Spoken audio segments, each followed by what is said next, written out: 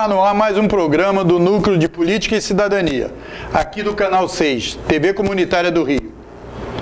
Você pode nos acompanhar pela internet no www.tvcomunitariatudojunto.rio. Segue aí o nosso telefone e e-mail para você interagir com a gente. Hoje nós vamos contar uma história aqui muito interessante, que nós tivemos acesso através do contato com a jornalista Alessandra Brits, do site Revista Intertelas. Nós estamos aqui com Günther Schmidt de Miranda. Eu acho que eu acertei o nome dele. Ele é um escritor e a questão importante que a gente queria aqui tratar com ele é da história, porque ele entrou na Força Aérea, depois na Polícia Civil e a partir dessa experiência aflorou o escritor Miranda. Obrigado, primeiro, pela sua disposição de vir aqui contar um pouco essa história e a gente interagir.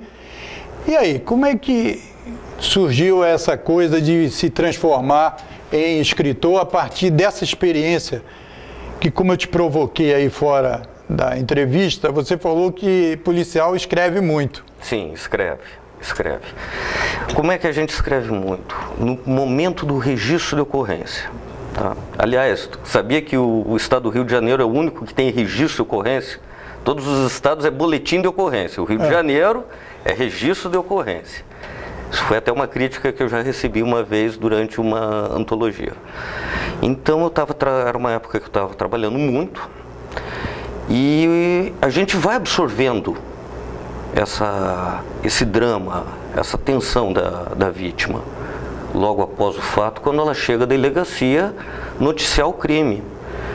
E aquilo ali foi me saturando, aquilo ali estava me contaminando.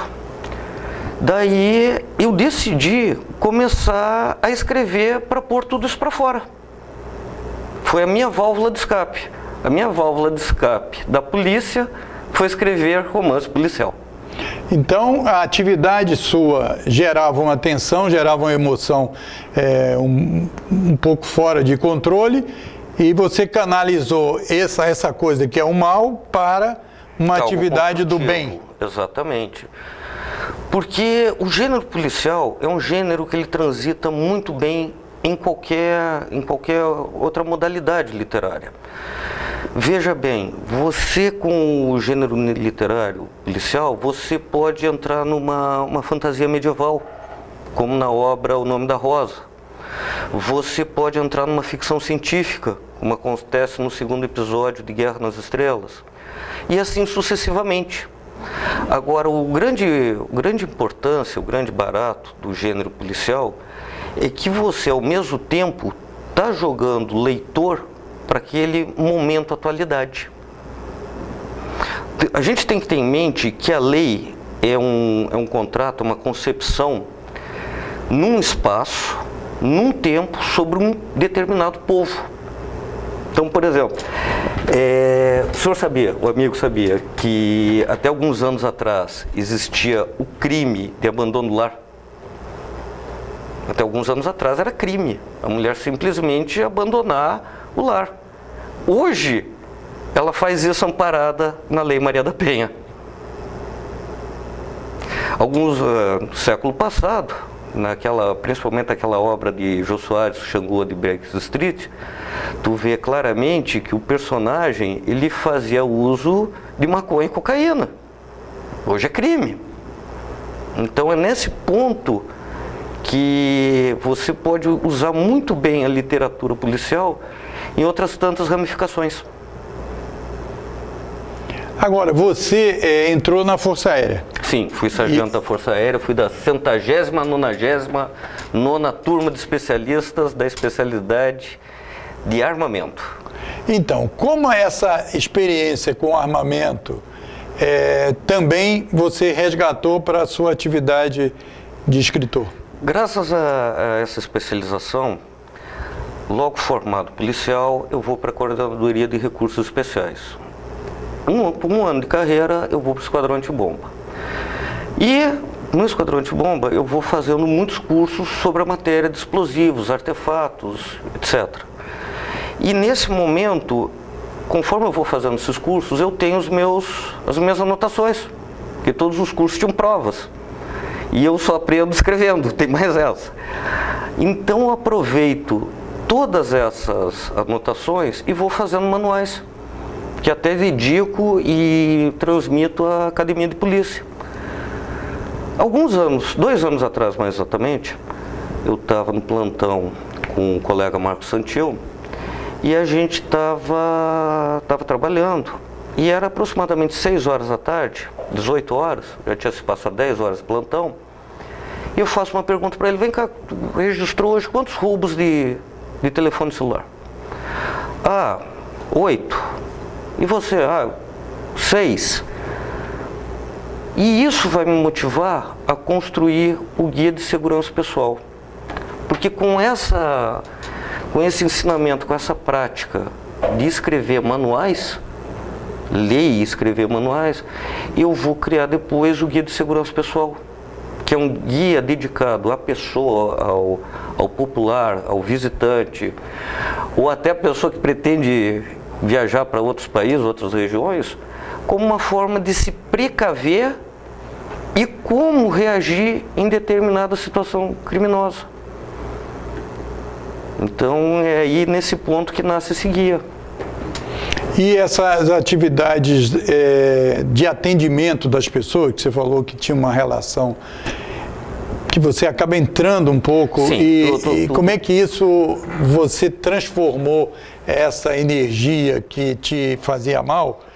Como é que você, a partir daí, como é que a coisa se desenvolveu eu quero positivamente? Que eu me sentia mal porque eu acabava sensibilizado, eu acabava importando essa dor da pessoa. Interiorizava o drama. Interiorizava o drama. Então, nesse momento, eu começo a imaginar a cena. E essa construção da cena, porque eu preciso imaginar e construir essa cena para colocar no depoimento da pessoa, para o juiz, para o investigador saber o que realmente aconteceu. Então é nesse momento que eu vou aproveitando essas experiências nas minhas obras. Então toda aquela dor que eu, digamos assim, importei da vítima, eu trabalho ela e jogo. Então a sua ficção não é tão somente ficção? Não é. Ou nenhuma ficção é tão somente ficção? Como é que você... Eu acredito que nenhum escritor ele coloque uma carga pessoal em sua obra. É impossível. É impossível. Eu não consigo vislumbrar um escritor escrever sem colocar valores próprios, seja morais, seja sentimentais. E dessa forma, digamos assim, eu vampirizo essas pessoas. Eu aproveito essa experiência no realismo do meu conjunto. E esses concursos que você participou geraram resultados para você participar de obras também? Em 2014, eu vou participar de 3 antologias da editora Andros de São Paulo. E nesse momento, eu vou participar uma policial, uma de terror e uma de cartas de amor. Eu preciso dizer que tanto o terror quanto a cartas de amor acabou tendo um crime. E é nesse momento que eu me defino, que eu escolho a minha linha mestra de trabalho. 1 ano depois, eu vou lançar o caso Helena, meu primeiro romance solo, que versa sobre o assassinato fictício, deixar isso muito bem claro, tá? De uma tenente-intendente dentro da base aérea do Galeão, onde eu vou abordar outros itens, como discriminação, como homossexualismo, como corrupção. Então, esse livro aí, ele é a junção perfeita dos meus 2 passados, a minha experiência de militar da Força Aérea, eu realmente trabalhei na base aérea do Galeão, com a minha experiência já policial. Aí, 2 anos depois, eu vou lançar o Caso dos Números, que é um romance no qual um serial killer brasileiro, ele mata escritores do gênero policial brasileiro conforme eles matam em seus livros. Inclusive nesse livro eu mesmo dou um tiro. E aí eu vou continuando trabalhando em outras antologias, eu vou continuando com a minha produção solo, porque uma coisa que eu senti muito, me deixa muito chateado, é a desvalorização do escritor nacional. Eu acho o escritor nacional, o iniciante, muitas portas fechadas para ele. Não há concursos literários? Há. Mas hoje, você dizer que um escritor vive exclusivamente de literatura no Brasil, eu acho muito difícil. O vencedor do prêmio Jabuti do ano passado, no gênero poesia, ele é dentista. Então hoje, a pessoa dizer eu vivo de literatura é muito complicado, ainda mais para o iniciante. Então, quais são os desafios, o que teria que ser feito, ou o que não é feito, para fazer esse estímulo e tal? O que você acha que na atividade, seja do poder público, né, escolas e incentivos de outras ordens, deveriam acontecer ou não acontece? Como é que você identificaria esses problemas? A gente entra num problema muito sério. Qual é o problema sério? Primeiro, a impressão que eu tenho é que o Brasil não chega a uma faixa de 30% da população, eu acho que não tem 30% da população brasileira que leia mais de um livro por ano. Então, o brasileiro por si só é um consumidor literário muito pequeno. Muito pequeno. Aí, de contrapartida, desculpe, a gente ainda tem que competir com sucessos europeus e americanos. Eu não vou nem entrar na literatura asiática, não vou entrar nem na literatura africana. Por exemplo, teve um escritor de Cabo Verde, se eu não me engano, que recebeu o Prêmio Camões ano passado. Ótima obra, diga-se de passagem, linda. Mas é uma concorrência muito desleal. Porque o que acontece? O livro estrangeiro, ele já vem revestido de um sucesso, ele já vem com uma propaganda muito pesada atrás, e quando bate na livraria, o escritor nacional acaba ficando em segundo e terceiro plano. Aí você entra na questão das escolas. As escolas, elas dão preferência pelos clássicos, Moby Dick, Três Mosqueteiros, me ajuda com Ilha do Tesouro. Então, novamente a gente fica em segundo plano.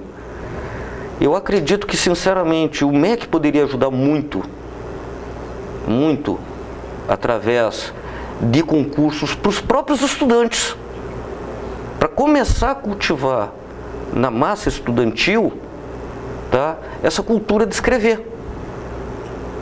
Eu acredito que o MEC poderia valorizar muito mais o livro nacional. Quando eu participei de uma antologia Contos Insólitos, também policial, ela foi estreada há 3 anos atrás, 2015, em Buenos Aires. Foi uma experiência na minha vida que eu fiquei muito, muito surpreso. Eram 3 noites, o nome do evento acho que é Negra Noite, Noite Negra, um negócio assim. E só sobre literatura policial. Companheiro, era muita gente. E eram eventos, eram debates, e hoje eu não vejo isso aqui no Rio. Eu não vejo isso em São Paulo. Nova York, toda santa noite, em alguns bairros, você tem saraus de poesia. Aqui no Rio de Janeiro, são raros. São Paulo talvez tenha um tanto mais. Então eu acho que esse pequeno incentivo, esse pequeno investimento, eu acho que traria uma grande repercussão. Então, você identifica que, do ponto de vista da política pública, há uma insuficiência muito grande no estímulo à própria leitura, à própria escrita e para que possa produzir os livros, etc. e tal. E você identifica que a população ela consome pouco, porque isso não é uma coisa que ela possa transitar legal com... Daí de contrapartida. Seja questão econômica, seja questão da própria conhecimento livro... e ter o livro como um elemento... O livro em si, o livro no Brasil, ele já é caro. Comparado com outros países, o livro brasileiro já é caro. Aí ainda entra nessa equação a questão do filme / novela / televisão. Então, o que acontece? É muito mais jogo para uma pessoa ficar assistindo um filme que vai durar de 1 a 2 horas, do que parar para ler um livro que vai demorar de 4 a 5 dias, dependendo da sua velocidade de leitura. É que hoje o mundo está muito rápido, tudo é consumido muito rápido, e tudo também é descartado muito rápido. Então, o escritor, além dele ter a concorrência do estrangeiro, além dele não ter um maior apoio, tá? Seja da iniciativa pública, até mesmo como da privada. Tem muitas livrarias físicas, que dão preferência ao leitor estrangeiro. Tá? Você ainda tem o embate com todas essas novas mídias. Isso, é isso que eu queria que você refletisse, falasse um pouco sobre isso. Como você acha que as novas tecnologias são responsáveis por esse desestímulo também à leitura? Porque depois veio a questão, porque nas mídias tudo é meio abreviado, né? Isso, porque é por causa desde lá do negócio do 1900, que se confundia com 2000, né? Com os 2 dígitos do ano e tal. E aí depois é VC, tudo abreviatura e tal. Tudo questão de tempo, né? O tempo que você gasta para digitar, o tempo que você gasta para ler. Como é que você acha que isso... Porque sempre que surge uma nova tecnologia, no caso, sempre se imagina que isso vai destruir as anteriores, né? Não, você acha que tem como fazer essa interação? Como é que é os e-books da vida, ou o livro digital, etc.? Como é que... sabe, claro que as experiências são totalmente distintas, né? Sim, claro. O livro é uma coisa que é difícil para o cara deixar de ler, quem está acostumado. Mas quem nunca... Você vê que hoje os jovens não veem televisão, essa televisão que a gente conhece. Verdade. A gente está acostumado e se acostumou a ver e tal. O jovem não vê mais televisão. Não vê. Então, mais para frente, provavelmente, os telespectadores da televisão que nós temos ainda hoje serão bem diminutos. E o livro? Aí é que está. A juventude lê? Lê. Ela está querendo ler. Esse é um grande barato. Eu tenho 2 filhas, uma de 18 e outra de 16. Minha filha de 18 é uma leitora voraz. Diga-se passagem, até meu test drive, é meu tubo de ensaio. Então, o que acontece? Eles querem ler, eles querem ver mais literatura nacional. Tá? Uma coisa que está começando a acontecer, que a gente sofreu alguns reflexos do final do ano passado para cá, foram dois filmes, o cinema nacional, baseado em roteiros nacionais, de temas nacionais, está dando respiro, poderia ser bem melhor. Você tem aquela série Impuros, que é até redigida por um policial federal aposentado, entendeu? E eu acho que pode rolar uma grande interação. Quem gosta de livro papel, consegue comprar livro papel. pela internet. Quem gosta do livro digital, do e-book, também tem essa versão. Eu acho que são dois públicos que têm as suas diferenças, mas ao mesmo tempo têm a mesma fonte. Mas na questão da experiência das redes sociais, de escrever pouco, de ler pouco, etc., tal, isso joga contra essa... Infelizmente joga. Mas a experiência de ler um livro é uma viagem que é impossível ser comparada com essas experiências menores. Porque o livro, ele te dá alguns sentidos que a tela não te dá. Então, por exemplo, personagem X entra no ambiente e sente o cheiro de café fresco. Como é que eu vou jogar isso para a tela? Porque esse cheiro de café... Porque um detalhe das minhas obras é que eu não escrevo nada que não vá ser usado na trama. Tá? Então, se tem um cheiro de café naquele ambiente, é porque tem alguma importância na solução ou na contra-solução do delito. Tá? Como é que você vai jogar isso para o cinema? Como é que você vai jogar isso para a tela? É um embate ainda muito... Eu vi alguns programas sobre roteiristas, eu vi algumas reportagens deles, que há essa condição.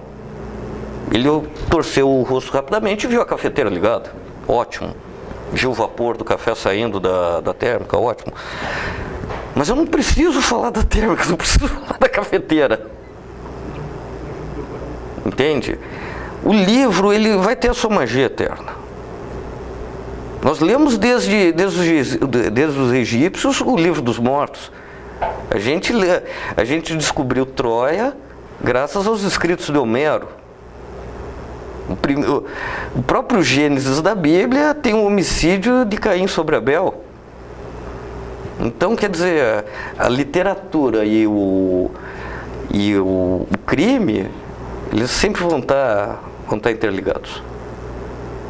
Não vejo esse momento de separação hoje, principalmente do gênero policial.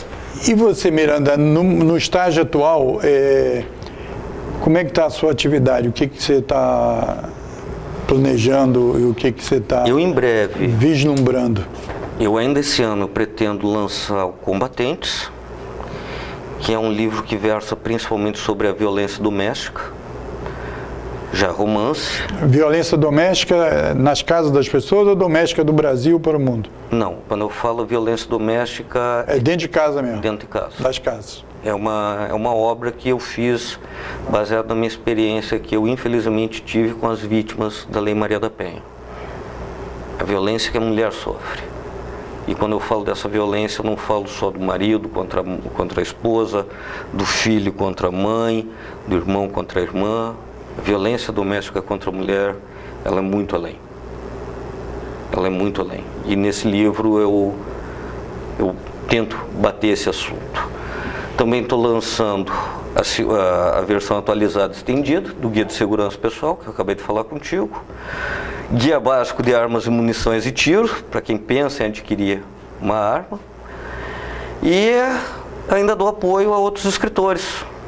A jovem Hilda Duck, que escreve romance hot, no qual eu dou apoio a ela na parte técnica policial. Agora, para a gente encerrar, você disse que Helena, né? Foi o seu primeiro... Caso Helena. Exatamente.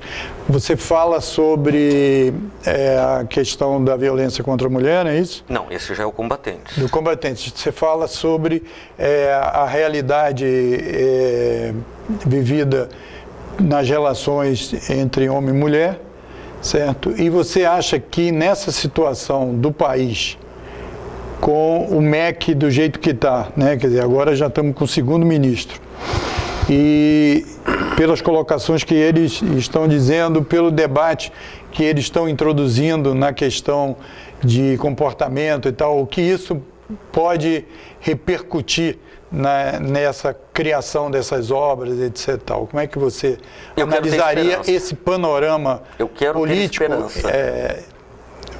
Eu gostaria de resumir assim, eu quero ter esperança.